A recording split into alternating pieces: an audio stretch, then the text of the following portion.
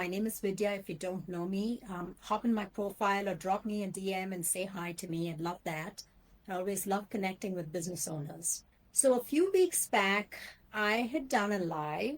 It's really warm here in Paris. So if I'm glistening a little bit, give me a break today, okay? All right. So a few weeks back, I'd done a live on judgment versus discernment. And I'd stayed mostly on the identity side in that piece for very specific reasons. One is I wanted it to really soak in from an identity standpoint, how that plays out in different aspects of life, not just business. Because my core philosophy is you bring who you are to your business. Your business is not separate from you as a person. So whoever you are in your business, in your personal life is who you are going to be in your business. So whenever we encounter any areas where there's a little tension or inner resistance, that's not only going to show up in our personal life, it's also going to show up in business. So today I want to talk about part two of judgment versus discernment through a client example. I think you'll find this useful because it's going to go a little deeper, it's going to resonate more. So the question I would start with when it comes to that is, how do you deal with someone who keeps asking inappropriate questions? Do you ignore them or do you tell them to mind their own business? I want to start here because this is where my client was having some challenges. Her client, on practically every call they got on, her client would say something along the lines of, have you started dating yet? When are you planning to have kids? Why aren't you married yet? When are you getting married? So there was always some comment on her personal life. It was like she was friend zoning her. So my client would tighten up and then she would footsie around it. She'd go something like, I don't have time right now to date. I'm not ready for marriage yet or kids yet. It'll happen soon enough. I'm not paying attention on it. Now, this is not a bad response, right? It's just a response she's always given, and it's a response she was used to within herself. But the reason she was doing it is because she didn't want to say something and mess up the business relationship. But quietly, she was always wondering, why isn't this message clear to her that I don't want to talk about this? So as we walk through it, now can someone relate to this? Because I sure can in my life. There's always this person who asks me inappropriate questions, and then you feel like, oh my God, I got to tell this person to back off a little bit, right? So that's why it comes up in your personal life, but it's also going to come up in business situations. So as we walk through it, she realized she'd been running this program on autopilot for decades, giving everyone access to parts of her life she did not want to share. So think about that. Every time somebody is asking you if you are going to allow them to get a response from you just because they asked a question, it's going to feel like at some point that you're saying things to people that you don't want to actually say those things to. So that's when she saw the root of the problem. She had a need to reassure herself that she wasn't a rude person, that she was actually a polite person. So you see, the difficulty in this is she's actually putting herself down when it comes to her client, because she's saying, I'm the rude person, you deserve my politeness. So she's subtly devaluing herself with her client. So we had her ask herself a single question as a pattern interrupt every time she got into this familiar landscape of someone asking her a question that was very personal, but it felt like they were forcing a response from her. So this was hers to own, right? The question was, am I answering this question because I want to, or because I'm afraid of appearing rude to the other person? So every time somebody asked her a question that put her on the spot with her personal life, they started with her personal life because that's where they were showing up most of. So she started quickly mentally asking her this question. Herself this question. Do I want to answer this? Or am I answering this because I don't want to appear rude? So the first part, right? Am I answering this because I want to? Is about agency, giving herself the agency to answer it when she feels it deserves an answer.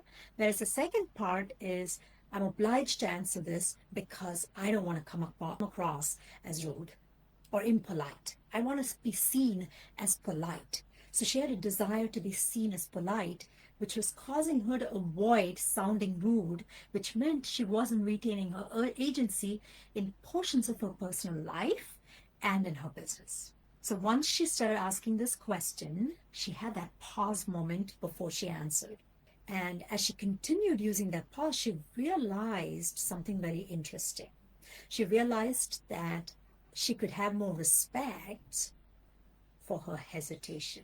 That hesitation was showing her something was crossing the rules with her, crossing her boundaries. So she started showing up with more respect for that hesitation. And the next time her client asked her the same type of question, she was able to simply say, that's not on the table for discussion. Those were her literal words. That's not on the table for discussion. And then she just moved on. She didn't ponder on it. She didn't dwell on it. She didn't think about it after the call was done with. Now, this did make her uncomfortable in the beginning. It made her client also very uncomfortable in the beginning. But for the first time, her client saw her as someone who respected herself. And this is very important in business. It's also important in relationships. It's important everywhere you go, really.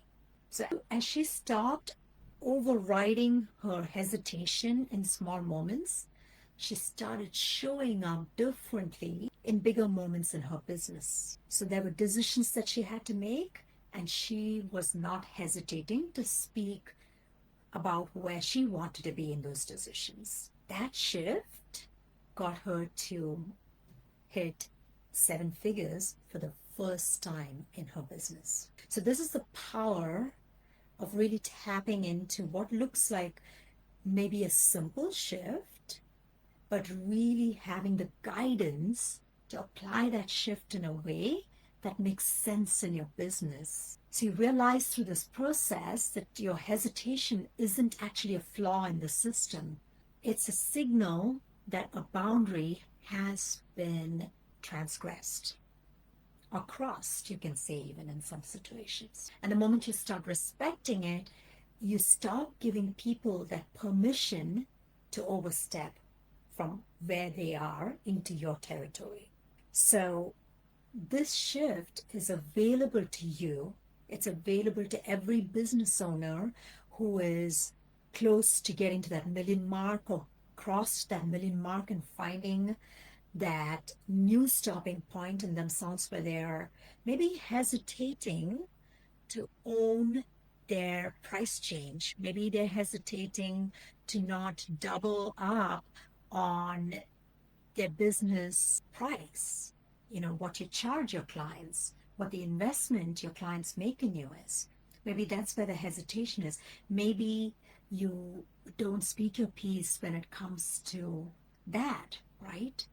So it all comes down to how you can take the things that are showing up in your business and in your personal life as blocks and working through those blocks to scale yourself, to scale your business. That's what I do day in and day out. I have worked with Fortune 500 executives for 30 years as a business owner. I've also worked with founders and business owners. My first business was serving Fortune 500 businesses in isolation. I didn't do any work with founders. Then in 2017, I was a founder because I never really worked full-time outside of maybe 2 or 3 roles. I never really worked full-time in corporate America. I was always a consultant in corporate America. So it's really 30 years of business ownership that I had in Fortune 500 companies, consulting for them, going across multiple industries, managing really incredible high-level portfolios for mergers and acquisitions, working on 150 million initiatives, holding large teams. That's the work I did. I really loved my work. I still have.